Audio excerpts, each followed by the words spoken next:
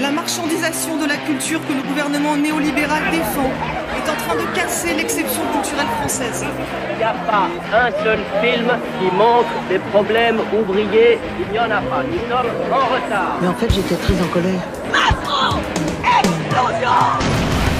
On ne doit pas laisser le cinéma français tranquille. Ce qui nous pousse à continuer, Oscar. Les gens qui n'ont pas accès à la parole.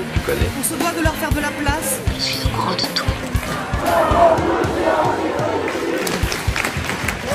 Bienvenue dans le futur. Bonjour, bonsoir, bon après-midi et bienvenue dans le podcast Et pourtant ça tourne, le podcast cinéma, représentation politique, mais surtout les trois en même temps. Aujourd'hui, je suis accompagné de Mao. Hello, je passe maintenant mes mardis et mes mercredis à faire des scènes ouvertes. Ça ne m'aide pas à travailler mes cours, mais au moins c'est marrant. Incroyable. Et je suis accompagné de Marine. Bonjour à toutes et à tous, j'espère que vous allez très bien. Demain, je cours mon premier semi-marathon, donc je suis très anxieuse, en même temps très heureuse. Voilà, on verra bien comment ça va se faire. On te souhaite tous bonne chance. Merci. Au moins c'est dans le thème. Oui, et c'est dans le thème d'aujourd'hui, je voulais le dire. Ouais, mais fallait pas le révéler tout de suite parce que nous avons C'est un petit teaser. une invitée spéciale. Dites bonjour à Maïline. Bonjour hello. Maëline. Moi c'est Maïline, donc je suis une amie de Marine et je suis un petit peu l'amie sportive, comme on pourrait dire. C'est pour ça qu'on m'a invitée aujourd'hui. Je suis trop contente d'être sur ce podcast, je sens que ça va être très très cool. Et nous sommes ravis de t'avoir. Je suis votre host Elmar. Moi de mon côté, je réécoute toute ma collection de CD. Ça va me prendre à peu près 6 mois, ce n'est pas une blague. Alors, aujourd'hui, si vous ne l'avez pas encore compris, nous avons un nouveau thème et aujourd'hui va être le thème du sport. Qu'est-ce qu'est le sport au cinéma ? Comment est-il représenté ? Quel va être son vecteur en termes de récit, de message ? C'est ce que nous allons aborder aujourd'hui. Alors, il y a eu 2 films qui ont beaucoup ressorti lorsque nous avons parlé ensemble avec l'équipe et ces 2 films-là sont Iron Claw et Challengers. Je sens que Iron Claw va faire un peu plus discussion. Et justement, Marine, vu que toi, tu l'as vu hier, dis-nous tout. Je l'ai vu, oui, hier soir, du coup. C'est encore un peu bouillonnant dans mon cerveau. J'étais pas indemne lorsque j'ai arrêté le film. Ça m'a beaucoup fait penser à Love Lies Bleeding dans la manière dont les corps étaient filmés. Des corps hyper stéroïdés. Limite, on a l'impression que ça fait mal parce que j'ai l'impression que leurs muscles vont exploser tellement ils sont gonflés.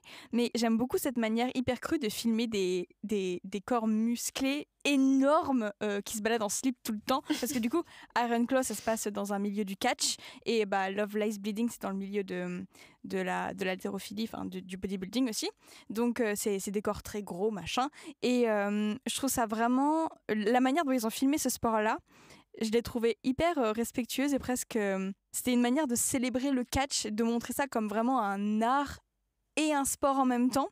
Donc j'aime beaucoup ces films qui représente un art dans sa globalité et qui montre aussi ses beaux côtés, donc les paillettes, la télévision, tout cet aspect un peu superficiel qu'on peut avoir du sport et qui est montré au grand public, mais qui montre aussi l'envers du décor, comment c'est préparé aussi, et toute la pression qu'on peut subir lorsqu'on fait ce genre de sport. Et là, en témoigne le personnage du père et des 5 frères, je crois qu'ils sont 5, c'est ça, ou 4, je sais plus. Oui, en tout ils sont 5. En tout ils sont 5, mais ils sont 4 au début, et à quel point le sport prend tellement une ampleur dans la famille que ça en devient presque autodestructeur pour la famille. Et j'ai vraiment beaucoup aimé les 4 personnages dans leurs différences, même si j'aurais bien aimé qu'on creuse plus certains personnages, notamment celui de Mike. Mais sinon, c'était vraiment une grosse claque, je pense. Et ça m'a aussi fait penser au clip Juna de Clairo. Tu sais que le clip il s'est inspiré de Iron Claw. J'imagine bien, oui. Ouais, oui, c'est pour ça qu'elle l'a fait. Mao, est-ce que toi t'as quelque chose à dire autour du film ? Alors je tiens à le dire tout de suite, je risque de pas trop parler beaucoup pendant cet épisode parce que j'ai pas vu la majorité des films, mais celui-là si, ça fait 1 an et demi donc j'ai pas beaucoup de souvenirs. Par contre, pendant que tu parlais, ça fait une connexion dans ma tête. Je pense qu'on peut vraiment faire un parallèle avec Iron Claw et la Pampa dont on a parlé la dernière fois. Oui, complètement. Et donc je vais essayer je vais pas du tout me répéter sur ce que je disais, mais un parallèle dans les deux sur la parentalité et sur encore une fois des enfants qui font pas forcément ce qu'ils veulent mais ce que veulent leurs parents. Et je trouve que ce film, il est... en fait, il montre vachement plus parce que La Pampa, en fait, il suivait 2 personnages et majoritairement celui qui n'est pas dans la famille qui font de la motocross. Et là, on est vraiment dedans et on a de plein fouet ce que ça fait d'avoir un père qui te force à faire quelque chose que tu ne veux pas, que ce soit du point de vue du frère A, B, C, D, je ne me rappelle plus des prénoms, excusez-moi. Mais ça m'avait marqué quand je l'avais vu. Je trouve que c'est un film qui est très, très... il joue avec le factice et l'émotionnel quand même parce que y a beaucoup de personnages qui pleurent dedans. Non. Moi, je me rappelle surtout de voir Kevin qui pleurait, donc le personnage principal joué par Zac Efron. À la fin. C'est ça, c'est à la fin. Oui, parce justement, que d'ailleurs, il y a un leitmotiv de Boys Don't Cry, les hommes ne pleurent pas, tout ça, et qui est renversé à la fin. Et justement, je trouve que du coup, c'est très factice dans le jeu, mais c'est très factice dans la famille où ils ne communiquent pas. Mais en même temps, l'émotionnel transparaît même avec ces gens qui ne communiquent pas. Et ça, je trouvais ça vachement subtil de réussir à le montrer. Et pas grotesque. Ouais, totalement. Justement, pour rebondir sur les pleurs, moi, le truc qui m'avait vraiment marqué sur ce film, c'était sa représentation subtile mais poignante de cette idée de ce que c'est d'être un homme et de cette abondance de toxicité masculine qui est vraiment forcée par le père. Justement, de comment est-ce que un homme doit construire sa vie, comment est-ce qu'il doit se présenter, comment est-ce qu'il doit être. Moi, c'était un truc, je me souviens, j'avais beaucoup apprécié. Je suis quelqu'un qui en fait a toujours eu un petit faible pour les films ou les séries qui justement parlent de cette toxicité masculine et tout, et qui essayent de repenser ce que c'est d'être un homme. Et justement, le fait qu'un film sur du catch qui montre ses gros bras, ses gros muscles, ces hommes abondants de testostérone, en réalité montre que ce qui, en tout cas pour moi, la malédiction d'Evan Eric, en réalité, est le manque de partage de sentiments, justement de communication. Ce manque de pouvoir avoir une vulnérabilité. Et j'avais eu un débat une fois avec Hugo et quelqu'un d'autre, et la personne nous avait dit moi j'aurais aimé qu'à la fin Kevin ne pleure pas. Et justement, moi je trouve que ça crée une lueur d'espoir dans ce récit extrêmement sombre, que ce soit en plus ses 2 fils qui lui disent mais c'est ok, t'as le droit de pleurer, t'as le droit de en fait d'avoir un manque envers tes frères. Et justement, ça montre que ça va être une famille qui va aller dans une bonne direction. Et c'est simple, comment est-ce que Zac Efron nous donne potentiellement une de ses meilleures performances. Je trouve que c'est aussi le cas pour Harris Dickinson, qui je trouve est très oublié. Sa performance est excellente dedans. Je suis d'accord, Zac Efron, Jeremy Allen White, vraiment sont les acteurs qu'on a tendance à se rappeler, mais je trouve que Harris Dickinson se prouve comme étant un de mes acteurs favoris en ce moment. Très curieux de voir comment est-ce qu'il va être dans biopic des Beatles. Donc ça risque d'être ça risque d'être intéressant. Moi je trouve que c'est un bon acteur, j'aime beaucoup dans Triangle of Sadness, il est incroyable. Donc je vois que Mao a très envie de réagir, mais est-ce que Maëline, t'as envie de dire quelques mots sur Iron Claw ou pas du tout? Alors pour être très honnête, Iron Claw, moi je ne l'ai pas vu. J'ai regardé la bande-annonce et j'ai eu plusieurs retours sur ce film, mais ouais, je trouve que ça sent vraiment la testostérone, la sueur, tout ça. Ça respire le gros muscle, pas du tout... Enfin, très travaillé pour être visible et pas pour être capable, entre guillemets. Mais oui, je reconnais vraiment ce truc de la famille et le sport en famille et tout. Je trouve ça super intéressant comme thématique parce que du coup, il y a un peu ce... Je peux pas parler de huis clos non plus, mais je ressens vraiment le fait que c'est dans la famille et ça reste entre eux. Ouais, cercle fermé. Ouais, vraiment. Et les schémas, les problèmes, mais aussi les ouvertures sur le monde, ils restent entre eux. Et du coup, les choses qui sont mauvaises dans le sens où des mauvais schémas, en fait, ils vont être encore cultivés entre eux et rester entre eux. Et je trouve qu'il y a vraiment ce truc de fermé, de réflexivité toujours. Mais voilà.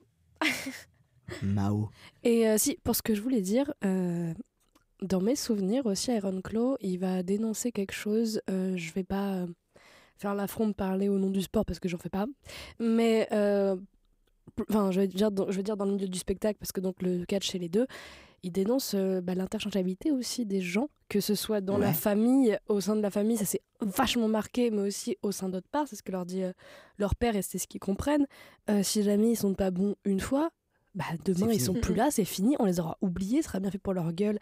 Et moi je trouvais ça vachement violent, et le voir au ciné c'est assez intéressant, et surtout comme ça, parce que c'est une notion qui est assez souvent abordée, mais peut-être pas de façon aussi violente, parce que là c'est pas que avec la société, c'est aussi au sein de ta famille. Je crois que c'est dans la bande-annonce où le père il fait alors lui c'est mon fils préféré, mais vous inquiétez pas, la semaine prochaine ça peut changer. C'est ça, lui il est dans le top 1, c'est qu'il classe ses fils. Oui, c'est vrai. Il les classe, et ça c'est aberrant. Mais ouais, mais c'est pas le seul. Oui. En fait, ce que tu te rends compte, et ce que montre Iron Claw, c'est aussi un peu une... je vais reprendre ce que je disais sur la Pampa, mais un peu une hypocrisie de la parentalité. Je vais me faire détester par tous les parents qui nous écoutent. Mais il y a beaucoup de parents qui, pas forcément en le disant, mais en le montrant, classent leurs enfants. Par exemple, au sein de mes proches, moi, je sais que ça arrive. Des fois, je connais même les classements dans certaines familles. Et c'est un truc qui est hyper tabou, tu vois, parce qu'on dit, oui, les parents, ils aiment leurs enfants de la même façon. Pas vrai dans toutes les familles, et le montrer, je trouve ça... Ok, alors là, c'est un stade abyssal, mais je trouve ça chouette de le montrer. Ouais, je pense que le sport, je rebondis un peu là-dessus, mais je pense que le sport, ça joue énormément, parce que là, c'est pas sur une pratique amateur. Je sais pas si on dit amateur ou amatrice. Amateur, Je pense crois. amateur, ouais. Amateur ? Je sais pas, ça sonne mieux. Non, mais personnellement. Amateur, c'est tu fais ça en amateur, c'est une catégorie amateur. Ouais, mais est-ce que c'est amateur ou amatrice ? Bon, peu importe, je vais dire une pratique. Fais que le français. Une pratique amateur, je pense que c'est quelque chose qui se retrouve encore plus dans les pratiques de haut niveau, parce que justement le classement il est un petit peu déterminant, c'est le pilier en fait de ta pratique, et c'est une question de performance, et là dans Iron Claw je trouve que ça se ressent du coup, et donc le classement entre les fils, il y a vraiment quelque chose qui est très problématique, mais en même temps c'est un peu une réalité du sport de haut niveau aussi, d'avoir des classements et de toujours chercher d'un côté, donc là pour les fils, mais aussi du côté des parents, des entraîneurs, etc. Donc les deux ensemble, je trouve que ça crée une fusion très riche. Oui, Mao.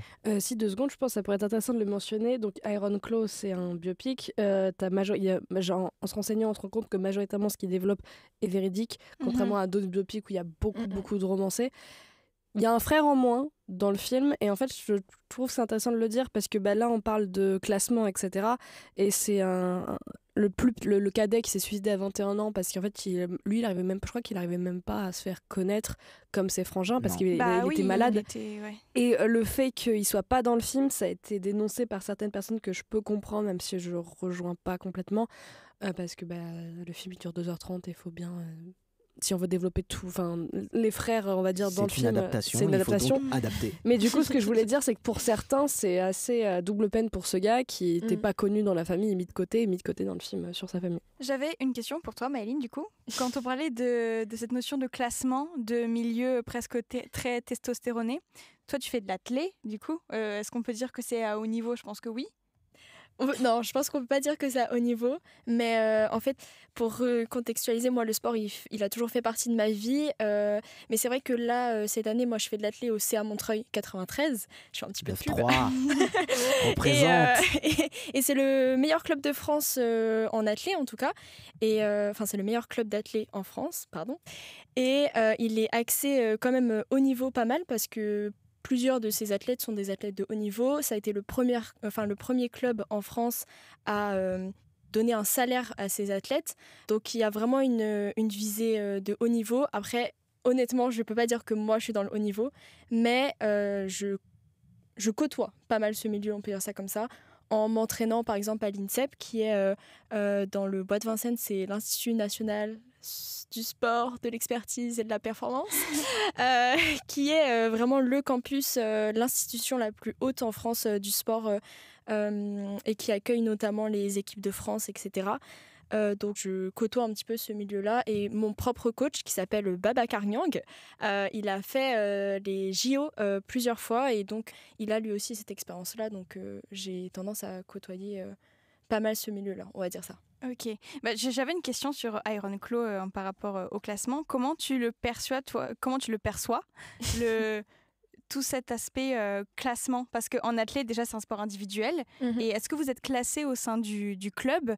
Et comment tu as ce rapport à ton classement personnel ou par rapport aux autres ? Déjà, c'est très drôle de dire que l'athlète, c'est un sport individuel, parce que c'est vrai, mais il y a il y a une très grosse cohésion et on peut pas dire que c'est un sport collectif, mais il y a quelque chose qui fait qu'on est très très liés les uns avec les autres, donc je trouve ça un petit peu drôle. Et au niveau du classement, moi je sépare beaucoup la pratique amateur de la pratique de la performance.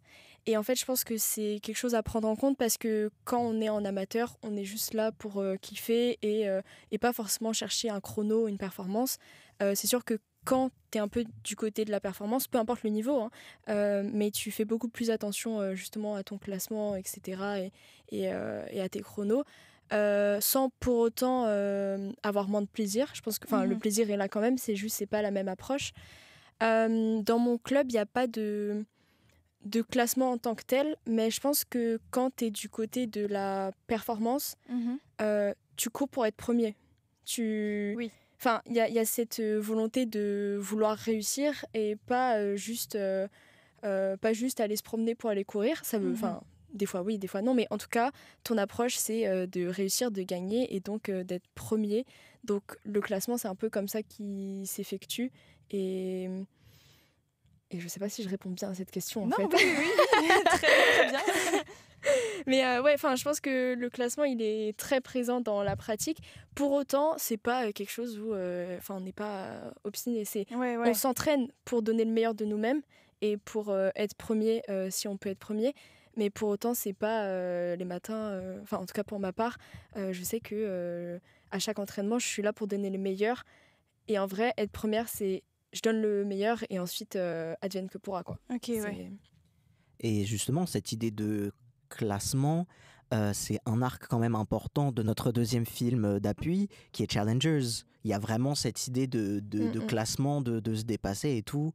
Et justement, Mao, moi, j'aimerais bien savoir ce que toi, tu tires de Challengers. Alors, c'est marrant parce que quand on parle de classement et que tu as introduit, je pensais que tu avais parlé de Moitonia, en fait, sur ce délire-là. Mais donc, du coup, voilà.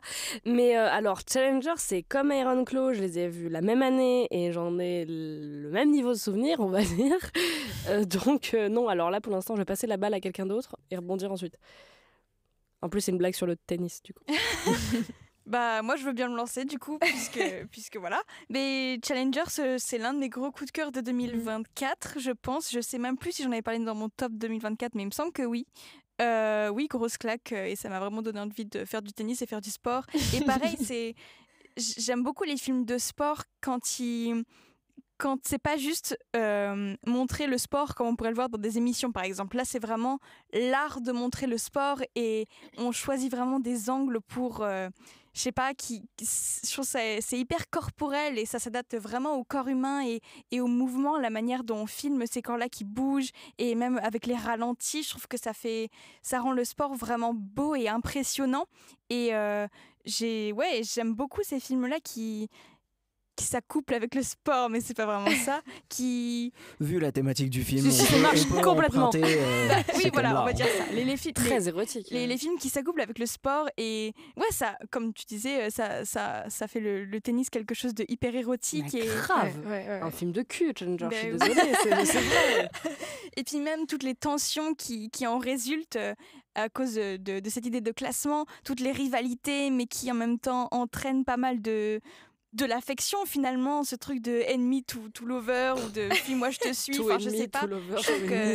C'est grande fan de Challengers. J'adore la manière dont Guadagnino a de faire du tennis en fait un truc de pop culture, parce que j'avais l'impression que le tennis était devenu presque has-been pour la plupart des gens, et ça l'a remis au goût du jour. Et le nombre de personnes que j'ai vues après vouloir s'inscrire dans des clubs de tennis, ou le nombre de réels Insta où c'était en mode maintenant je vais faire du tennis parce que j'ai vu Challengers et tout. Donc puis même grande performance des 3 acteurs et de Zendaya, je trouvais ça incroyable. Donc oui. Pendant que tu parlais, tu vois, tu me donnes des points, Marine. C'est super. En fait, ouais, moi, ce que je retiens, outre la scène en point de vue interne de la balle de tennis, Oh là là, j'ai pas aimé ce plan. C'est pas les plans que je retiens le plus. mais moi, c'est le seul plan que j'ai retenu de Challengers. Moi, c'est le plan qui m'a fait le plus vomir. Mais à part ça, en fait, ouais, moi, ce qui me marque, c'est vraiment comment sont filmés les corps, que ce soit pendant qu'ils jouent, que ce soit sous la pluie. Je me rappelle qu'il y a une longue séquence sous la pluie. Ah ouais Ah ouais, t'as au moins 20 minutes où genre il y a que des trucs sous la pluie. Il y a que des Je trucs me sous la souviens pluie, pas c'est du tout de cette vers le séquence-là. dernier tiers du film. Et en fait, moi, ça me fait penser à, du coup, ouais, le réalisateur érotise énormément les corps. Et je trouve que moi, les films érotiques qui m'intéressent le plus sont ceux dont, du coup, le sexe, ce n'est pas la thématique principale, mais ça passe par autre chose. Du coup, le tennis, le corps pour Challenger. Et ça m'a fait beaucoup penser, pendant que tu parlais, à Dodin Bouffant. Qui est le film. Ah, j'ai adoré Dodin Bouffant, où c'est un film que je trouve très érotique, mais autour de la bouffe. Et j'adore ces réalisateurs qui te passent des messages sensuels, pour pas dire sexuels, mais avec complètement autre chose que des parties intimes, en fait. Maëline, qu'est-ce que toi t'en tires de Challengers? Et ben, je suis totalement d'accord avec toi, Marine. Moi, c'était mon coup de cœur 2024. Je suis sortie du cinéma, c'était incroyable. J'écoutais la BO en rentrant chez moi. J'en ai pris plein les oreilles, plein les yeux. J'ai beaucoup aimé. Alors que là, le queer là, de Luca Guadagnino, j'ai pas du tout aimé. J'ai alors adoré. que c'est un réal que j'adore. Et là, je trouvais que c'était un film qui était... Je pense que je peux dire parfait presque, parce que vraiment tous les aspects étaient incroyables, très bien travaillés, etc. Et pour le coup, j'ai beaucoup aimé l'équilibre qu'il y a eu entre le sport et les relations un peu amoureuses, enfin le triangle amoureux qu'il y avait. J'ai trouvé ça incroyable, c'était très très bien travaillé. Et pour le coup, je trouve que c'est un des films de Luca Guadagnino qui est le moins érotique, je trouve. En tout cas, il y a quelque chose qui est... Avec les corps, tu disais tout à l'heure, Marine, qu'il y a cette sensualité qui passe un peu par les corps, etc. Et je trouvais que là, justement, le curseur était moins fort que d'habitude dans ces autres films. Et j'ai trouvé très, très cool dans l'ensemble. Je pense que c'est tout. Moi, j'ai vu que deux Guadagnino queer que j'ai adoré, lui, et je refuse par éthique de voir Call Me By Your Name. C'est vrai. Mais... regarde Bones and All. Moi, j'ai bien aimé Bones and All. Moi aussi, j'ai trop Ah kiffé. ouais. Ah bah voilà. Ouais. Et toi qui as aimé Dodin Bouffant, tu vas kiffer Bones and All. Alors là, t'es un ça va y drôle, aller. toi. C'est comme, ouais, c'est pareil. Toi, tu vas kiffer Les Crimes de Futur de Cronenberg, du coup. Je savais même pas que ce film existait. C'est SMO. Non, il n'y a pas de cannibalisme dedans, mais bon. Bah, en fait, pour rebondir sur ce que tu disais sur c'est le moins érotique, j'ai l'impression que c'est le moins explicitement érotique. Ouais. Parce qu'il n'y a pas de scène de sexe dedans, mais pourtant, j'ai l'impression que l'érotisme passe ailleurs. Enfin, qu'il est tout autant érotique, mais pas de la même manière, et c'est beaucoup plus subtil. Et voilà. Ouais, Juste pour rajouter un Plus petit point. subtil, je suis pas d'accord. Sans forcément être Mais il y a une tension. Moins explicite peut-être. ouais, moins explicite. Ouais. Il y a une tension de fou. Enfin, moi, je me rappelle si je me rappelle d'une scène, les scènes me reviennent un peu pendant que vous parlez, mais où Zendaya est assise et les deux ils font un match de 3 heures dans les champs contre champs et dans les plans. Si, il y a une tension, alors que juste ils s'envoient des balles, tu vois. Il y a qu'à voir comment est-ce que se termine leur tournoi là, en 1v1. Bon, c'est-à-dire que justement, là où moi je trouve que ça manque de subtilité, c'est à la fin, les deux gars vraiment juste se rentrent dedans, finissent l'un sur l'autre. Ça y est, c'est bon, j'ai compris. Mais quand il fait le move, la scène où il fait le move avec sa raquette, là, je sais plus exactement ce que Quand c'était. il met la balle dans le truc de la raquette. Ouais, Et qu'il y avait le oui. message caché derrière. C'est trop stylé. Là, justement, cette petite retour à image, là, pour moi, c'était un des moments du film que personnellement j'ai le plus apprécié. Moi, Challengers, j'ai trouvé que c'était un des films les plus overhype de l'année dernière. Ah ouais? Ouais, moi j'ai pas... C'est qu'en fait, je trouve que Luca Guadagnino souffre un peu de son succès et que dans sa mise en scène et dans ce qu'il veut raconter, je trouve qu'il devient très prétentieux. Ouais, c'est vrai. Non, mais je trouve ça très triste parce que même si par exemple Call Me By Your Name, quand je l'ai vu, j'ai fait oula, c'est clairement pas pour moi. Au moins il y avait des plans que j'ai beaucoup aimé. Rien que le dernier plan qui fait je crois 10 minutes là sur Timothée Chalamet, je le trouve incroyable. Bones and All, j'ai vraiment aimé. J'ai pas vu, il a fait un film avec Kid Cudi dedans, donc j'ai très envie de le voir. C'est pas Suspiria?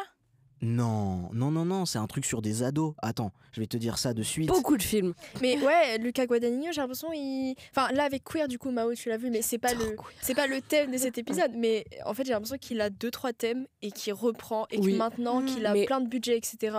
Il sait plus trop où il va quoi. Après il ça, un peu de tout. Ça j'en veux pas au réal, mais t'as plein de réals où c'est pareil. Tu prends je sais pas Dolan sur homosexualité mère. Tu prends Miyazaki, t'as aussi 2-3 thèmes. Alain Guiraudy prêtre. Tu vois. Donc. Mais c'est vrai. James Cameron les grosses machines. James Cameron les grosses machines. Moi je pensais que t'allais dire l'espace ou l'eau. Parce que James Cameron c'est. Mais il y a des grosses machines dans tous ses films. Oui. Mais tu peux dire ça aussi pour beaucoup de réals de SF. Mais oui, totalement. Tu digresses, Elmar. Mais c'est toi qui m'as fait digresser, c'est toi qui parles. La conversation en général.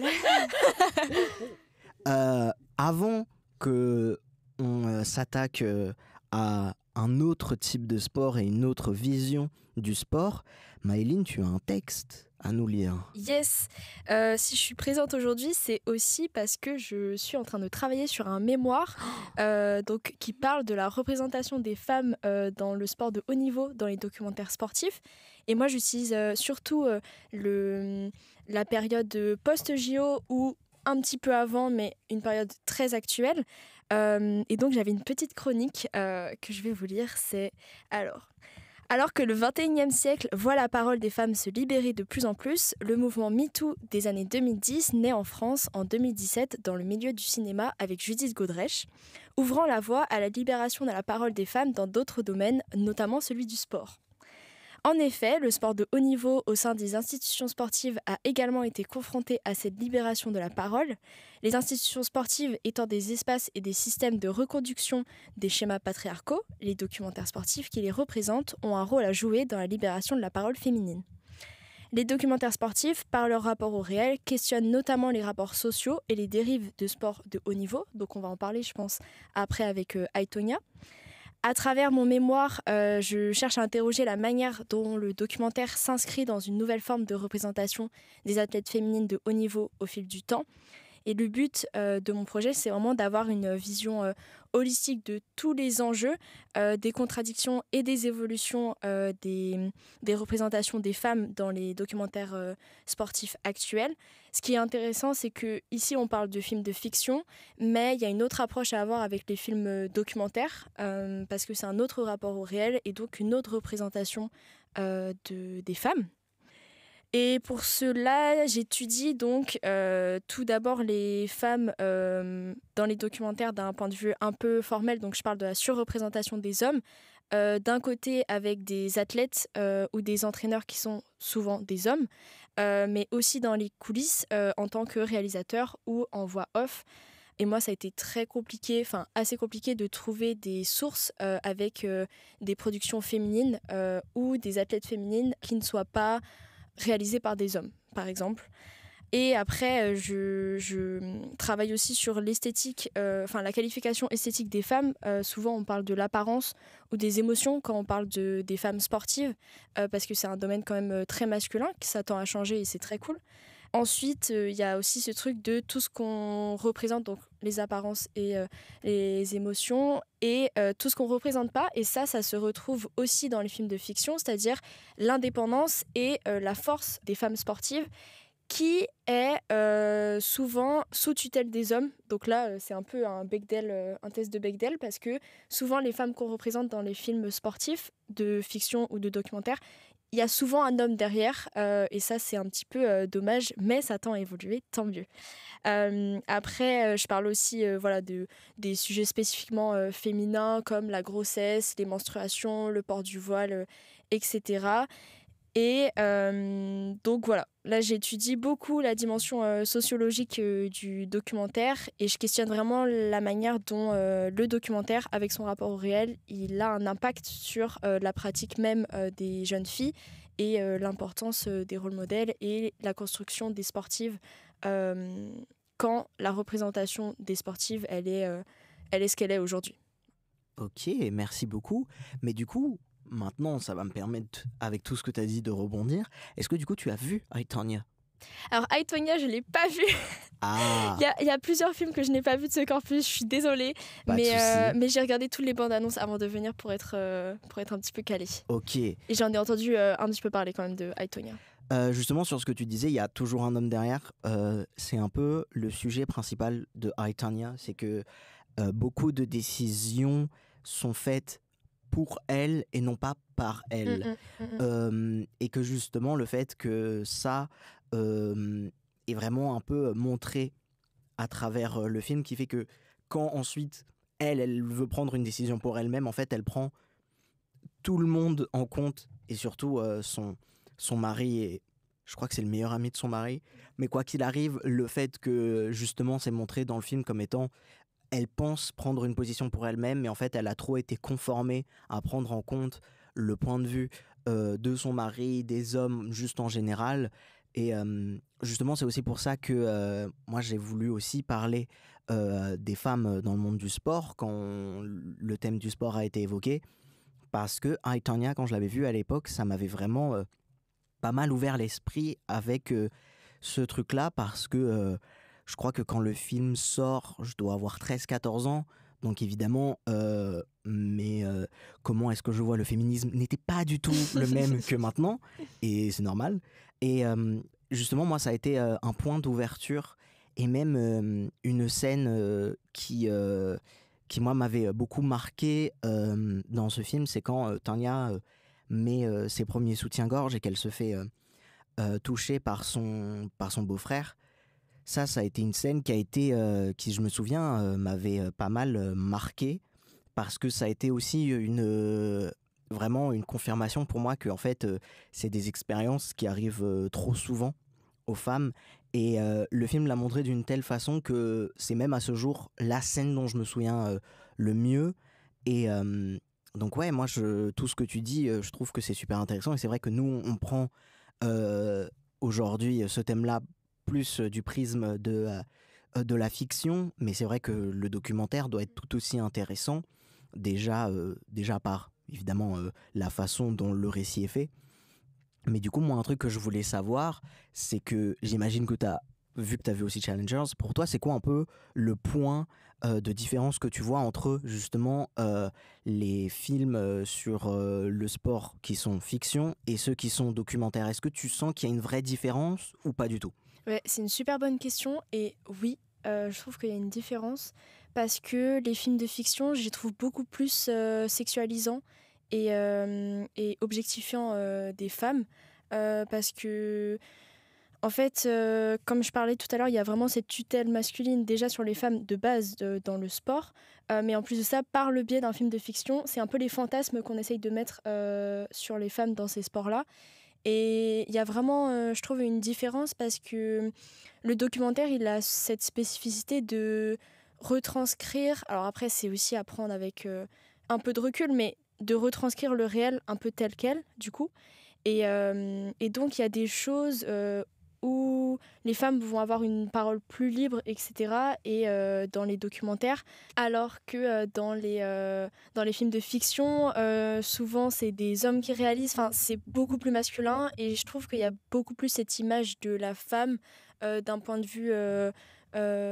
vue patriarche, en fait, qui est retransmis dans les films de fiction et qu'on retrouve beaucoup moins dans les documentaires. Et c'est pour ça, justement, moi j'aime beaucoup travailler sur les documentaires parce que je trouve que c'est un moyen de libérer la parole de la femme. C'est un format plus libre, en fait, de la parole des femmes. Alors que la fiction, je trouve que c'est encore très contraignant. Et vu que la fiction, je pense que ça a un peu plus... Ça, c'est une hypothèse de ma part. Mais je pense que ça a un peu plus une visée commerciale. Et il y a un peu ce truc de... Si les stéréotypes fonctionnent, et en fait, les stéréotypes, on les reconduit. Ouais, je suis complètement d'accord. Ouais. Justement, est-ce que toi, t'aimerais rebondir dessus, Marine? Oui, pourquoi pas. Je suis complètement d'accord avec ce que tu viens de dire, que en fait la fiction, ça laisse la place à tous les fantasmes en fait. Et comme le sport, j'ai l'impression que c'est un sujet encore, quand t'es pas complètement professionnel, quand tu t'y intéresses pas de manière poussée, tu peux vraiment c'est vraiment le lieu de tous tes fantasmes en fait, et tu peux vraiment te permettre de montrer n'importe quoi sans forcément que ce soit vrai ou conforme à la réalité. Et j'ai l'impression que c'est ce que beaucoup de réalisateurs font. Je dis pas réalisatrices parce que je trouve qu'il y a vraiment un point de vue différent et une mise en scène différente de la part des réalisatrices que des réalisateurs, et que surtout des réalisateurs qui filment des corps féminins.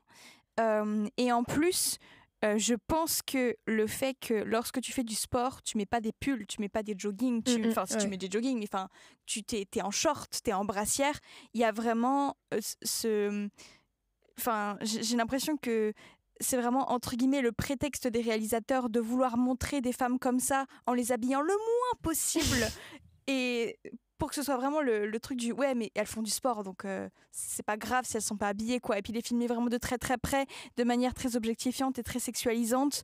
Je trouve que ouais c'est toute cette question de l'habillage aussi, ça rend très érotique mais pour un regard masculin. Donc voilà, et donc peut-être, et pour les documentaires, je trouve que c'est différent parce que j'ai pas vu beaucoup de documentaires sur le sport, mais j'imagine que c'est différent parce qu'il y a tout ce recul, parce qu'il y a toute la connaissance de la part des personnes qui réalisent et qui justement utilisent pas un peu la non-connaissance des gens comme prétexte pour pouvoir montrer n'importe quoi. Et je voudrais vous recommander un film entre fiction et documentaire que j'ai vu la semaine dernière à la Cinémathèque de la Fac qui s'appelle Quelque chose d'autre de Vera Štýlová, je crois que c'est son nom, c'est une réalisatrice tchèque. Et c'est un film des années 60 de la nouvelle vague tchèque qui filme justement une gymnaste. Et donc Vera Štýlová, c'est une femme réalisatrice et elle filme une gymnaste, mais j'ai jamais vu un film sur le sport autant on avait l'impression de faire du sport avec elle sans que son corps soit érotisé ni sexualisé. C'était vraiment beau à voir, donc je vous le conseille vraiment vivement, et je te le conseille pour ton mémoire du coup. Ça m'est venu à l'esprit quand on a parlé. Bref. Mao, je sens que tu as envie de réagir. Non mais c'est pareil, c'est selon ce que vous avez dit, ça m'a inspiré. Juste à parté, vous avez parlé de Marinette? Non. Ok. Donc, je sais que c'était à Itonia, là, où on devait parler. Oui, bah moi, je vais pas en parler parce que je l'ai pas vu. Mais vis-à-vis de ce que tu disais avec le fait que les fictions, souvent, c'était réalisé par des hommes, et du coup, ça avait un regard objectivement sur le corps des femmes, je conseille vraiment le film sorti l'année dernière, je crois, qui s'appelle donc Marinette, réalisé par Virginie Verrier, je vais vérifier, qui revient sur la vie de la joueuse de foot. Virginie Verrier, ça, qui revient sur la vie de la joueuse de foot Marinette Pichon, qui est donc peut-être la joueuse de foot à l'époque la plus connue française, qui était une femme ouvertement lesbienne, et c'est un film qui va dénoncer un peu qui va parler du combat de Marinette, qui est que les femmes dans le foot sont payées bien moins que les hommes, et à l'époque étaient même pas pro, je crois, ce qui fait que l'équipe de France, on leur tombait dessus avec leur niveau en leur disant qu'elles n'étaient pas assez bonnes comparées à leurs confrères masculins, mais en fait elles expliquaient que elles étaient obligées de travailler à côté, et sinon elles étaient ultra précaires. Et ce film est hyper intéressant pour ça, et c'est un film qui est profondément engagé. C'est avec Garance Miller, l'actrice de Grave, et pour ça aussi c'est chouette de la voir dans un autre type de rôle. Et ouais, je recommande beaucoup ce film, et on sent justement que c'est réalisé par une femme dans les thématiques que ça aborde, et voilà. J'ai vu que tu voulais réagir aussi. Y avait plein de sujets, donc je me sens pas de tout, c'est vrai. Mais pour revenir un petit peu sur les réalisatrices femmes et les réalisateurs, c'est vrai qu'il y a une différence assez importante. Et je recommande justement la série... il y a une série d'Agathe Breton qui est sortie là en 2025, qui s'appelle Focus. Et c'est des courts-métrages avec à chaque fois une sportive qui est retranscrite de manière très introspective, et je la trouve très très douce cette série-là, et je trouve que c'est un modèle exemplaire, enfin un exemple qui montre vraiment comment tu peux parler d'une femme sportive par une femme, et en fait laisser la parole libre sans être dans la sexualisation, sans être dans l'hyperféminisation, sans être dans les opposés, dans les extrêmes d'un côté ou d'un autre. Et justement, la semaine dernière, je faisais un autre podcast qui parlait justement des femmes dans le sport, et on parlait d'une athlète qui s'appelle Sha'Carri Richardson. C'est une sprinteuse, je ne sais pas si vous voyez qui c'est. qui est assez connue pour avoir des longs ongles, pour avoir des perruques, etc. Et pour être pour avoir plein d'attributs féminins assez excentriques. Et en fait, je trouve que ça pose vraiment ces questions de comment est-ce qu'on représente une femme et la manière dont on le fait. Et est-ce qu'on penche un peu plus d'un côté ou d'un autre, et je trouve ça très intéressant. Mais c'est vrai que je trouve qu'il y a vachement une ambivalence envers la femme sportive. Soit elle est montrée comme étant juste un objet, qu'elle n'a pas d'intérieur, qu'elle est juste un corps parfait parce qu'elle fait du sport, parfait selon les dictats de beauté et selon les clichés patriarcaux. Donc vraiment très, très fine, très longiligne, très musclée, mais on a l'impression qu'elle n'a pas d'intérieur et que c'est juste une surface sur laquelle on peut projeter n'importe quoi. Ou alors, d'un autre côté, que une femme sportive n'a pas le droit à sa féminité. Et je trouve que, pour rejoindre ce que tu disais sur les transformations du corps féminin, que le corps féminin peut avoir tout au long de sa vie, donc avec les menstruations, avec la grossesse et tout ça, je trouve que le sport et la représentation des femmes dans le sport, ça occulte vraiment tout ce pan-là du changement du cycle féminin. Et donc, on a l'impression qu'on oublie que les femmes peuvent avoir aussi une vie à côté, une vie de femme ou une vie tout court juste à côté. Et donc cette sprinteuse, le fait qu'elle nie pas sa vie en dehors du sport, je trouve que c'est hyper fort comme geste parce que ça montre que ta vie c'est le sport et ton sport c'est ta vie, mais c'est pas non plus séparé, mais ça fait pas non plus qu'un seul. Je trouve que on a tendance à séparer lorsque tu fais du sport quand t'es pro. On a l'impression que c'est toute ta vie, que tu n'es juste une seule façade sur laquelle on peut, et que tu n'es rien d'autre, alors qu'au final, tu as toute une vie à côté. Et pour les femmes, je trouve que c'est encore plus oublié et mis sous l'ombre. Donc voilà. Je me suis peut-être un peu perdue dans mes propos lorsque j'ai dit ça. Non, c'était très, très j'espère clair. que c'était clair.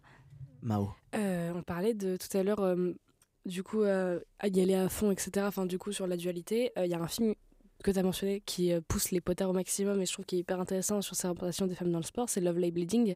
Ouais. Parce que très souvent, quand on voit une athlète qui fait de la muscu, qui fait du catch, qui fait de la lutte, mais tout ce qui a trait vraiment à la physicalité du corps, et c'est à ce moment-là que le corps est peut-être le plus dessiné, on va lui tomber dessus en disant que c'est un monstre, on va lui tomber dessus en disant qu'elle est laide et que les muscles sont pas beaux sur une femme. Et ce film, il pousse au maximum en mode ah bon, c'est monstrueux, je vais vraiment aller dans le monstrueux. Et je trouve que ce côté vraiment fucked up, explosif de Love Live Bleeding, ça fait du bien. Ouais. En fait, les scènes où elles s'entraînent, les scènes où elles se piquent, il joue sur cette physicalité du sport qui souvent, comme tu le disais, les femmes elles sont idéalisées avec leur corps, mais c'est pas physique, j'ai envie de dire. Enfin, ça va pas dans l'organique en fait, et ça fait plaisir de le voir. Et justement, ça va permettre de faire une transition avec Tatami, que Marine, toi tu voulais énormément parler. Pas énormément, mais si quand même. si, en vrai, Okay. si. Mais donc du coup, dis-nous ce que toi tu en as tiré de ce film. Donc Tatami, c'est un film dramatique américain et georgien réalisé par Zahar Amir Ebrahimi et Guy Native, donc qui est sorti en 2023.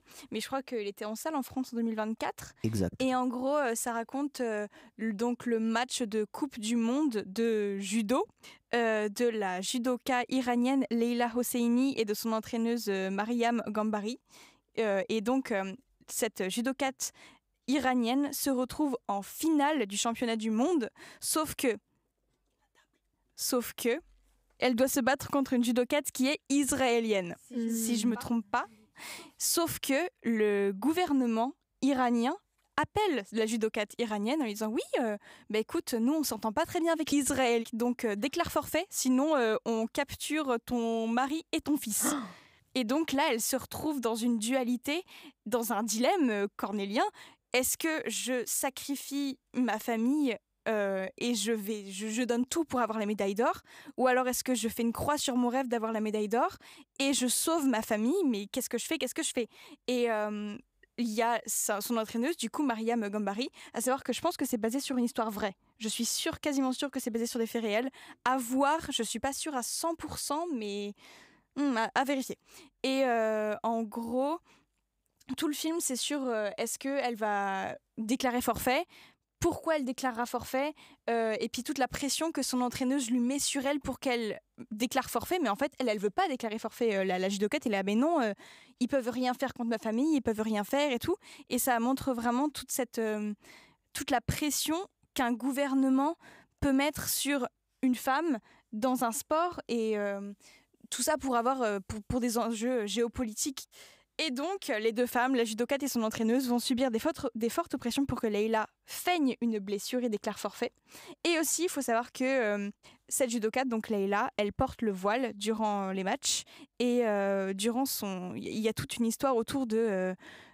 en fait, son voile, ça l'empêche de respirer pendant qu'elle se bat. Et c'est aussi, entre guillemets... ça symbolise son oppression, et à la fin, il y a une scène magnifique où elle arrache son voile, et voilà, c'est super beau. Donc, je vous invite à voir ce film. Et donc, la réalisatrice qui joue le rôle de l'entraîneuse, elle milite publiquement pour les manifestations menées par les femmes iraniennes à la suite de la mort de Mahsa Amini dans des circonstances suspectes en septembre 2022. Et voilà, c'est tout ce que j'avais à dire sur ce film. Et donc, ça montre des femmes hyper fortes. Je suis ressortie bouleversée du film et je vous invite à le voir. Est-ce qu'à cette table, il y a quelqu'un d'autre qui l'a vu ou qui aimerait dire quelque chose autour du film ? Alors moi, je ne l'ai pas vu, mais j'aimerais bien rebondir sur l'aspect très politique du sport, parce que ça m'a fait penser à une histoire qui s'est passée en septembre 2000. C'était les Jeux Olympiques d'été à Sydney, et c'est le moment où Marie-Jo Pérec, est-ce que vous voyez qui c'est ? Qui est très connue dans le monde de l'athlétisme. Mais bon. C'est niche. Let's go. Dans les studios, on nous dit que... Je vois. Donc Marie-Jo Pérec, qui est une figure emblématique de l'athlétisme français, va se battre, va avoir une course contre une femme qui s'appelle Cathy Freeman, qui est une Australienne. Et il y a une réelle tension, parce que Marie-Jo Pérec, c'est celle, il me semble, qui était prévue à être la... j'arrive pas à m'exprimer, mais qui était celle qui était la plus à même de gagner. Les pronostics, elle est vraiment en sa faveur. Mais Cathy Freeman, qui est australienne, et les JO se passent à Sydney, c'est une personne qui est aborigène, en fait. Et qu'elle gagne, en fait, ça permettrait vraiment d'avoir un symbole très fort dans la communauté australienne. Et en fait, ça m'a fait penser au fait que Marie-Jo Pérec, elle est partie d'Australie la veille de sa course, je crois, parce qu'elle avait eu des pressions justement politiques sur le fait d'avoir une concurrente qui était trop forte symboliquement. Ok, intéressant. Non, mais pour de vrai, non, c'était super intéressant. Et du coup, il y a un... Oui. Du coup, pour un petit peu sourcer, Vas-y. Je conseille vraiment d'écouter le podcast France Inter qui s'appelle Marie-Josée Pérec, le faux départ australien, qui en parle en détail, et c'est super intéressant. Mais il y a plein d'autres histoires dans le sport où la politique est très très présente, et souvent, de toute façon, on le voit lors des JO, etc. C'est des moments qui sont très politiques, même si c'est sous-jacent, c'est très présent. Et c'est pas montré surtout, c'est caché, on s'en rend pas compte de ça. C'est pour ça que pendant qu'il y a eu la Coupe du Monde de foot à Dubaï, tous les gens qui disaient non mais le foot c'est pas politique, c'est des conneries. Déjà c'est un instrument de soft power qui est hyper important, et on le voit là, avec ce dont tu as parlé. De toute façon, tout est politique. Bah voilà. De ouf. Marine, il y a un autre film que tu voulais aborder. C'était Julie Keeps Quiet. Ouais, c'est ça. J'enchaîne du coup avec un film belge et suédois et français également, réalisé par Leonardo van Dijl, donc qui a eu la Caméra d'Or à la Semaine de la Critique du Festival de Cannes 2024, et donc Julie Sutte, Julie Zwig en suédois, et Julie Keeps Quiet en anglais. Donc Julie, c'est une adolescente qui est tennisman comme dans Challengers, sauf que elle est dans une académie d'élite belge, donc elle est très forte en tennis. Et ouais, big up à tous les Belges. Et donc elle s'entraîne sous l'œil attentif de son entraîneur qui s'appelle Jérémy. Sauf qu'un jour, elle a un appel et Aline, une ancienne membre prometteuse de l'académie, se suicide. Et là, on reproche à son entraîneur Jérémy ses méthodes d'entraînement inhabituelles. Et donc, on soupçonne que Jérémy ait été la cause du suicide d'Aline. Et donc, comme Julie, c'est un peu la favorite de Jérémy, c'est sa petite chouchoute, sa préférée, il veut l'emmener partout et ils ont une relation hyper privilégiée que le spectateur et la spectatrice ne savent pas. On voit juste les faits factuellement comme ils nous sont proposés. On questionne Julie, est-ce que ça va avec Jérémy, machin, on veut tout savoir sur ces relations, sauf que Julie se tait. Julie ne dit rien et on ne sait pas. Et on ne sait pas ce qui se passe. On pense qu'il se passe un truc, mais on n'est pas sûr. Et on a des extraits d'appels téléphoniques, on a des flashbacks, on a des petits indices qui nous disent que c'est pas tout net tout ça. Mais Julie, elle dit rien. Et vraiment, tout le film, il est basé sur le silence et l'absence de réponse qui en dit tellement plus que si elle ouvrait la bouche, en fait. C'est sûr. Voilà. Et ça parle des pressions qu'on met sur une jeune fille à la fois pour parler et à la fois pour garder le silence. Parce que Jérémy lui met aussi la pression pour garder le silence. On ne sait pas trop pourquoi il lui demande de garder le silence. On s'en doute un petit peu. Mais Jérémy lui dit ne parle pas. Et tous les autres lui disent mais parle. Et si elle parle, elle a des risques de mettre en péril sa carrière parce qu'elle se prépare pour des qualifications pour atteindre une académie genre plus, je crois que ça s'appelle le tennis BTF, la fédération belge de tennis BTF, donc c'est la junior pro, donc c'est une certaine ligue. Et non donc pas BTS, le groupe de K-pop oui, qu'on embrasse également. C'était nul. Je t'emmerde. Et donc voilà, c'est des actes qui dépassent le cadre du sport et c'est bien dommage parce que Julie, elle vit pour le tennis. Et il y a tellement d'athlètes qui mettent tellement d'eux-mêmes dans le sport et ça leur fait tellement de bien, sauf qu'il y a tellement d'éléments extérieurs qui viennent perturber ça que ça les empêche de faire ce qui leur fait du bien. Et voilou. Ah oui, et le film il parle aussi de pas mal de la solitude qu'on peut ressentir lorsqu'on donne tout pour le sport. Et là, Julie, donc, qui est adolescente et qui va bientôt passer son bac ou l'équivalent bac du belge, l'équivalent bac du belge. Alors celle-là, on la garde, je suis désolée Marine. L'équivalent belge du bac s'éloigne de ses amis pour se concentrer sur le tennis. Et on voit vachement au fur et à mesure qu'elle se renferme sur elle-même, elle s'éloigne de ses amis en se concentrant sur son sport et ils comprennent pas pourquoi elle se concentre sur le tennis. Ils sont là, mais viens avec nous, arrête de faire du tennis, quoi, viens t'amuser avec nous.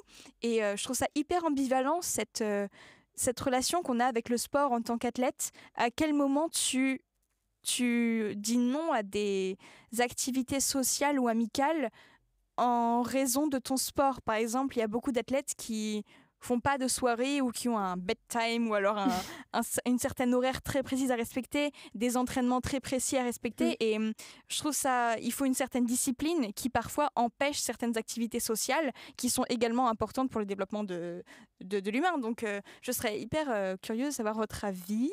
Je sais qu'il y a les lits pendant les JO qui ont été faits en sorte que ce soit vraiment des lits une place pas confortables pour éviter que les athlètes couchent pendant les Jeux Olympiques. Ouais. Alors qu'ils distribuent des capotes.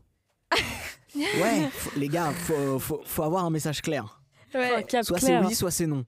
Mais je pense que ça, c'est aussi dû au débordement du fait d'avoir plein d'athlètes. Parce que du coup, ils sont regroupés. Ils sont très beaux, c'est pour ça. Oh là là, mon Dieu. Non, mais je pense que ça, c'est pas tant le fait que ce soit des athlètes. Je pense que c'est juste un regroupement de beaucoup de personnes. Un huis clos comme ça, je pense qu'ils ont pris des méthodes un peu radicales. Mais bon, bref. Et j'aimerais bien rebondir sur un petit peu cette idée de sacrifier entre guillemets un peu les moments de socialité, etc. Je vais parler dans mon cas actuellement, mais c'est vrai que de manière générale les athlètes souvent ont tendance à favoriser leur pratique sportive, en tout cas à la mettre en priorité numéro 1. Et c'est vrai que ça peut créer des disparités et de la distance avec les gens, mais en fait c'est quelque chose qui, d'un point de vue extérieur, n'est souvent pas compris. Les gens ne comprennent pas souvent pourquoi est-ce qu'on met autant d'énergie et pourquoi est-ce qu'on met autant de temps dans cette pratique sportive. Mais d'un point de vue intérieur, c'est très compris par les autres athlètes. C'est quelque chose qui est presque valorisé d'avoir une hygiène de vie saine, etc. Et en fait, c'est juste un cercle un peu vertueux parce que c'est juste si on veut performer, il faut aller avec notre corps et l'utiliser en l'optimisant. Et on ne l'optimise pas si on n'est pas avec ses besoins, quoi. Mais Donc, cette idée de justement de mettre le sport avant tout, je trouve que c'est aussi un truc qu'on peut retrouver sur des films sur des artistes qui justement vont mettre de côté leur vie sociale pour faire l'œuvre parfaite. Et je vois que là, il y a Mao et Marine qui se battent pour prendre la parole. Mais qui va la prendre en première ? Titre. Je m'en vais. En fait, quand t'as parlé de Julie Sautet, j'ai pensé à 2 films. Alors, j'ai pas vu Julie Sautet, encore une fois, j'ai pas fait mes devoirs. Mais j'ai pensé à Mysterious Skin et à Slalom sur les non-dits dans le sport autour de la pédophilie et du rapport à l'entraîneur. Et je trouve qu'il y a de... En fait, comme j'ai pas d'expérience sportive, j'ai pas de rapport privilégié avec un entraîneur, donc je n'arriverai pas à en parler. Mais moi, c'est un truc qui m'a beaucoup touchée, en fait, dans ces 2 films. Et Marine, je crois que t'as vu l'un des 2. J'ai vu Mysterious Skin de Greg Araki. Et c'est vrai que je trouve que ça montre vraiment ce truc de... T'as une relation privilégiée avec ton entraîneur, beaucoup trop privilégiée pour le coup, qui est même plus privilégiée du tout, qui est complètement malsaine. Sauf que, grâce ou à cause de cette relation, t'es au top de ton sport. Genre, t'es le privilégié, mais du coup, t'es sur le top du podium. Sauf que ta vie, elle est complètement foutue parce que t'as cette relation hyper malsaine avec cet entraîneur. Et donc, je trouve que c'est un truc dont on devrait vachement plus parler dans le sport. Et je pense que c'est un peu comme les agents dans les milieux artistiques. Lorsque tu as une relation grave malsaine avec ton agent, mais qui t'emmène au top de ton truc, et ben tu peux pas dire non. Enfin, et si tu dis non, tu dis bye bye à toute ta vie, à toute ta carrière, à ton rêve en fait. Voilà. C'est vachement montré dans Slalom aussi. Et si je peux rebondir sur la figure de l'entraîneur, c'est une figure que je trouve assez intéressante parce que c'est une figure très ambiguë de quelqu'un que tu vas côtoyer régulièrement. Et souvent, comme on le disait tout à l'heure, le sport, c'est une culture du corps qui est différente, donc tu vas souvent être plus dénudée, etc. Et quand tu es une femme, tu as beaucoup plus de chances d'avoir des VSS, etc. Et c'est vrai que la figure de l'entraîneur, elle est très intéressante sur ce point-là, parce que c'est une figure qui n'est pas formelle, mais qui n'est pas familière non plus. C'est quelqu'un que tu vois régulièrement, avec qui il sait quand ça va et quand ça va pas, etc. Il voit ton corps. Et pour autant, c'est pas quelqu'un, c'est quelqu'un d'extérieur en fait. Mais il connaît pas ta vie en fait. Oui, il connaît pas ta vie. Mais c'est un truc très. Je pense que c'est une relation qui n'existe pas autre part. En tout cas, je la retrouve pas autre part. Alors, en fait, moi, tu vois, quand on en parlait, ça m'a fait penser à Whiplash. Oui. Où il y a des ponts avec ça, il y a des ponts entre le sport et la musique sur ce côté d'excellence, cette relation privilégiée avec ton prof ou ton entraîneur et tous les aspects dégueulasses que ça a. Je sais que j'ai un ami, le fait d'entendre Whiplash, il viendrait me taper parce qu'il peut pas blairer ce film à cause de ça. On me dit, pour lui, ça ne dénonce pas ça, justement. Mais voilà, et c'est pour ça que Mysterious Skin est intéressant parce que tu parlais de rapport au corps féminin. Mysterious Skin, c'est un petit mec. Donc c'est encore un autre regard encore moins porté. Bon, après, Greg Araki est très connu pour avoir fait de l'underground gay, mais c'est autre chose. Mais du coup, c'est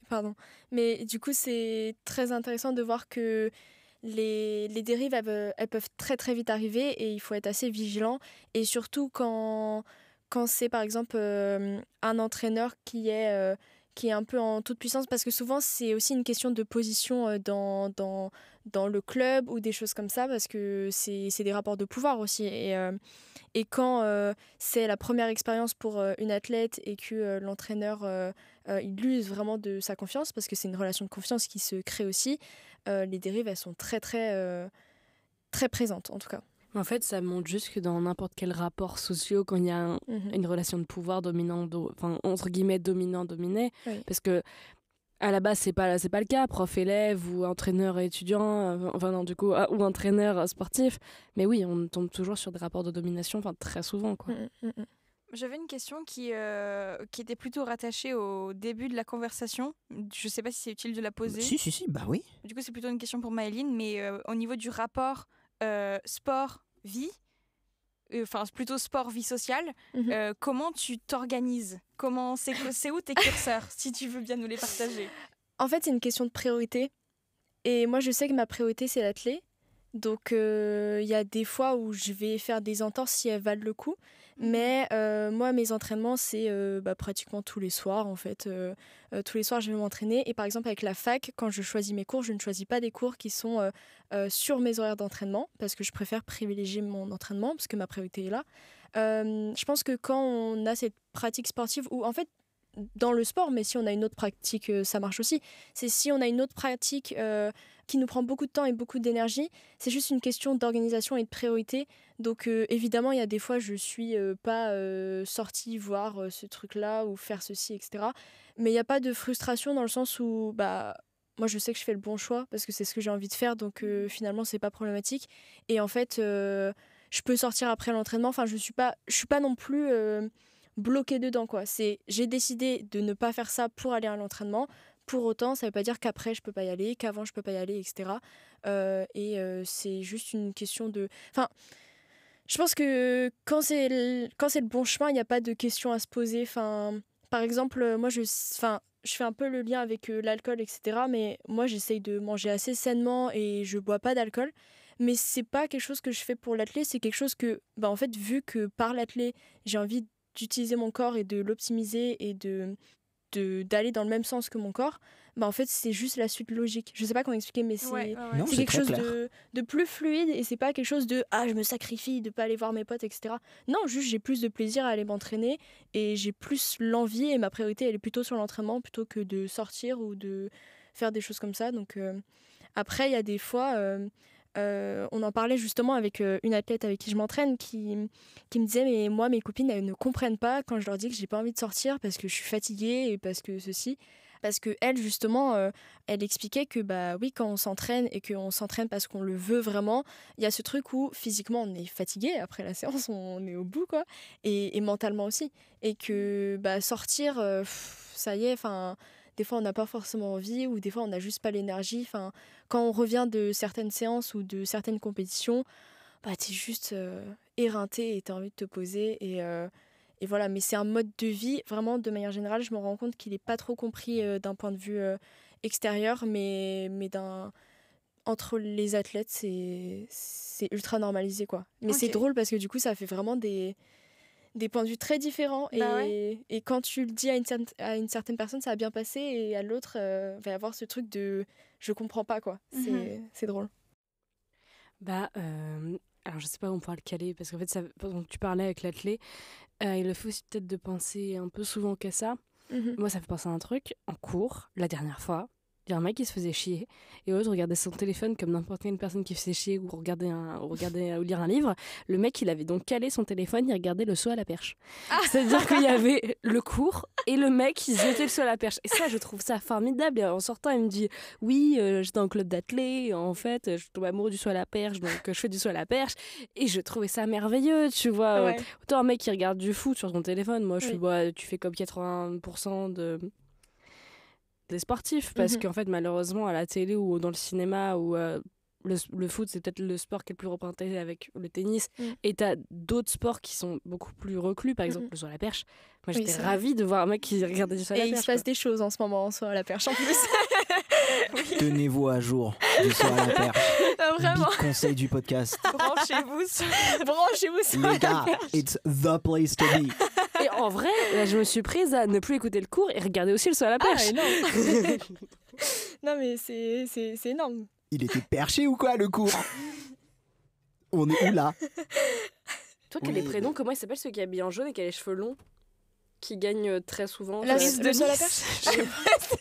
Mais non, mais c'est le premier, je crois. C'est vrai qu'on n'a pas parlé de Brice de Nice dans les films de sport.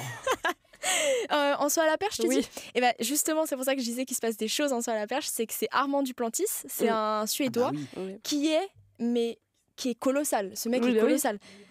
C'est-à-dire qu'il a le record du monde, mais non seulement il a le record du monde, mais je crois qu'il a... Les 5 autres derrière. Il a non, pas, comment on dit? Il a obtenu, comment on dit?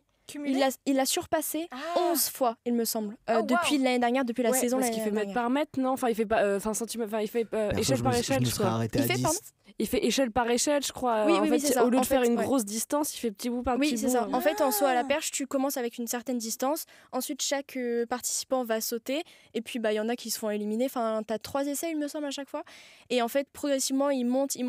Et ce mec-là, Mondo Duplantis, il est colossal. En studio, on le dit, mais et il est incroyable. Et puis à côté de ça, déjà, il éclate tout le monde en saut à la perche.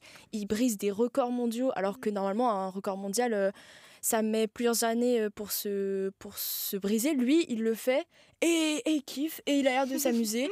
Et à côté de ça, il fait de la musique et il va même dire à d'autres athlètes, et il dit à d'autres athlètes, viens, on fait un sprint télévisé et on essaye, et il réussit. Enfin, il est magistral, quoi.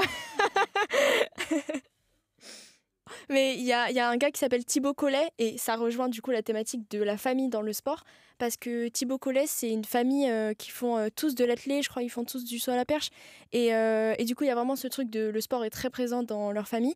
Et ce mec-là, justement, il avait une interview et il disait nous aujourd'hui on se bat au saut à la perche, on essaye de briser des records personnels, de briser des records européens, nationaux, etc.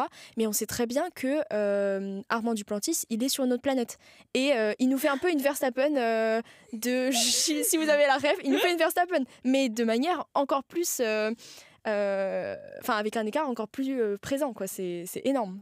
Voilà, c'était la digression. Ok, non, il n'y a pas de souci. C'est le moment.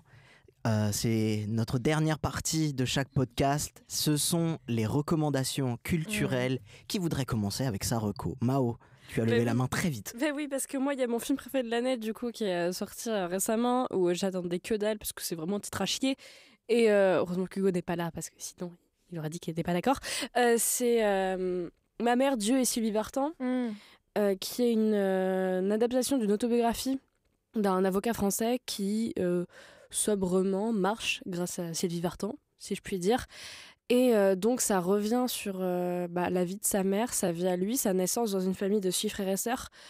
Dedans, il y a Milo, et je ferai pas l'affront de dire son nom de famille parce que je vais mal le prononcer, qui a 16 ans et qui est le fils d'Anthony d'une chute.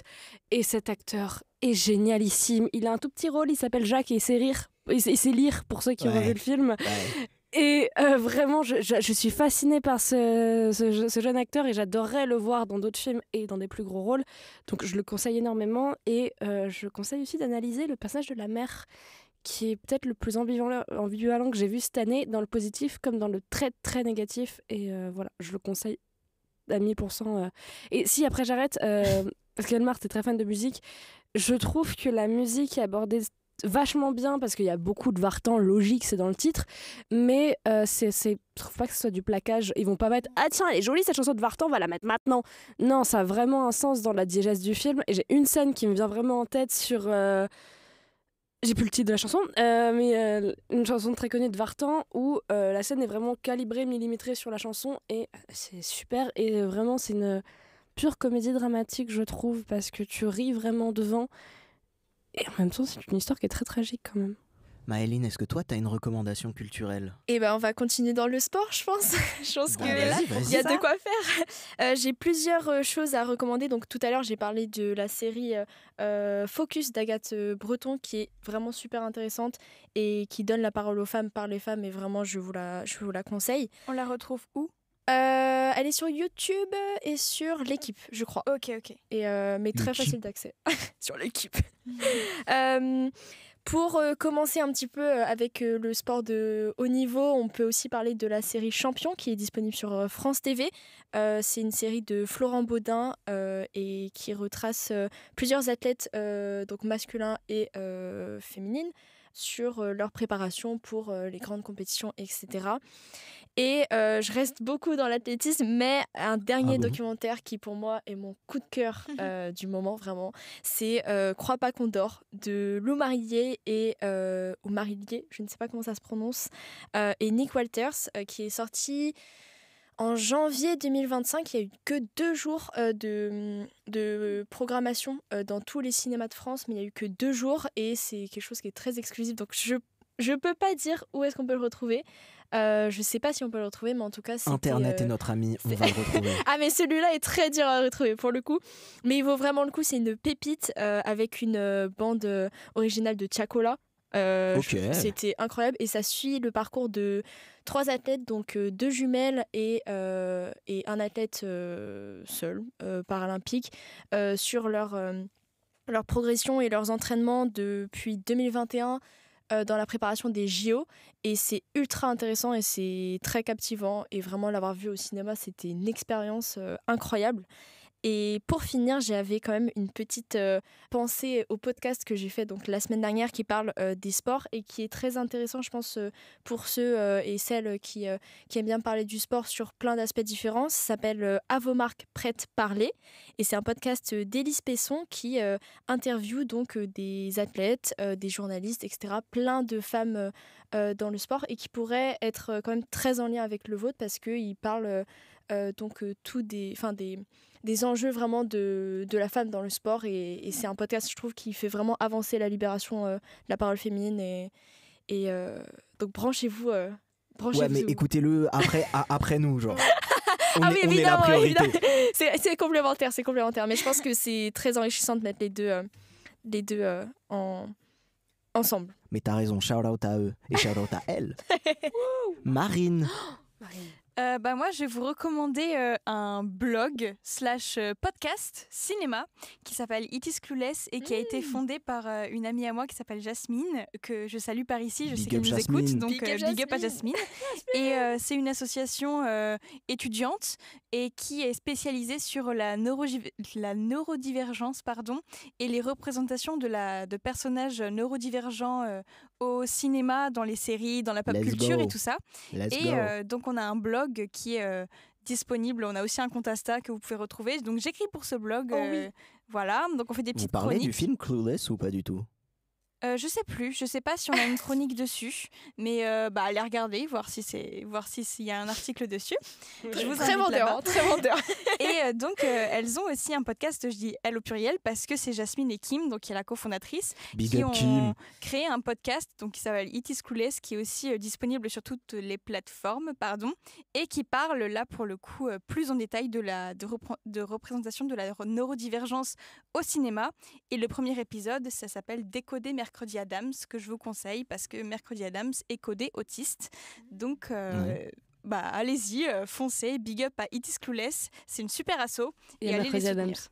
De mon côté, j'ai 2 recommandations culturelles. Alors la première, c'est un livre, plus précisément un e-book que vous pouvez trouver juste sur Internet. C'est Women's Philosopher on Economics, Technology, Environment and Gender History. C'est écrit par Day Gruter. C'est un livre qui justement parle justement de la place de la femme à travers l'histoire, du coup à travers la philosophie, l'économie, la technologie, l'environnement. Et sa place en tant que en tant que genre et comment est-ce que ce genre a été codifié dans tous ces milieux, dans toutes ces entreprises. Et c'est super intéressant. Je l'ai bientôt terminé, mais là pour l'instant tout ce que j'ai lu c'était vachement top. Mon deuxième truc que je vous recommande, This Is a fait un Colors qui est incroyable. Try, une chanson tellement exceptionnelle que je l'ai écoutée 7 fois lorsque c'est sorti. Moi j'étais devant mon écran en train de refresh la page YouTube. Vous l'entendez parce que je l'attendais.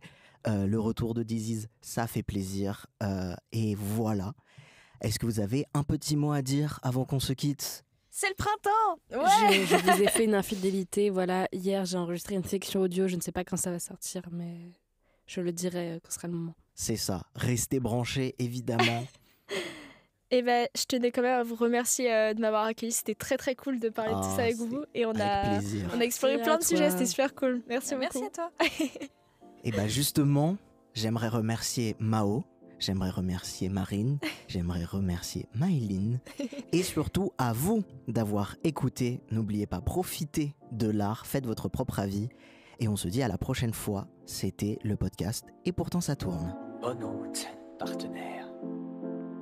Vous partez quand ? On fout nos histoires. J'ai envie de fermer et d'aller me coucher. Alors tu vois, je suis fatigué là. Vous avez fait du bon boulot ce soir. En dépit de tout ce qu'on peut vous raconter, les mots et les idées peuvent changer le monde. Au revoir, monsieur Simon.